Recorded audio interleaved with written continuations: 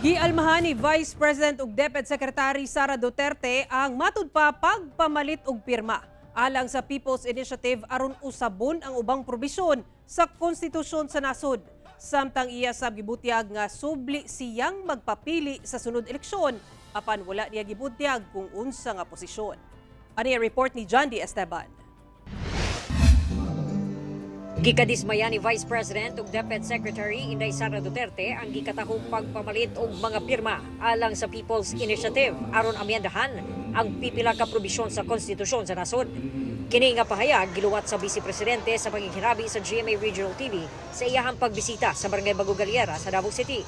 Sumala sa Vice Presidente, pagpahimulos matud pa kini sa kapitos o kapobrehon sa katawhan ug kawalay respeto sa katungod sa katawhan nga makapili. It is an insult to the ordinary and poor Filipinos. It reflects the character of politicians of vote buying during elections. So, nakakasama ng loob na ginaganon yung mga tao na kailangan pa silang suhulan para papirmahin sa People's Initiative. Dugang sa Vice Presidente, daghan pang mga isyu o problema ang kinahanglang sulbaron sa gobyerno ilabi na sa kapobrehon o kahapsay o kalinaw kumpara sa People's Initiative. Giauhag sab niya ang publiko nga ampingan ang konstitusyon. Samtang sa iyahang speech, gibutyag sab sa Vice Presidente nga mudagan siya sa sunod eleksyon. Apan wala nagisulti sa Vice Presidente kung unsang posisyon ang iyang daganan.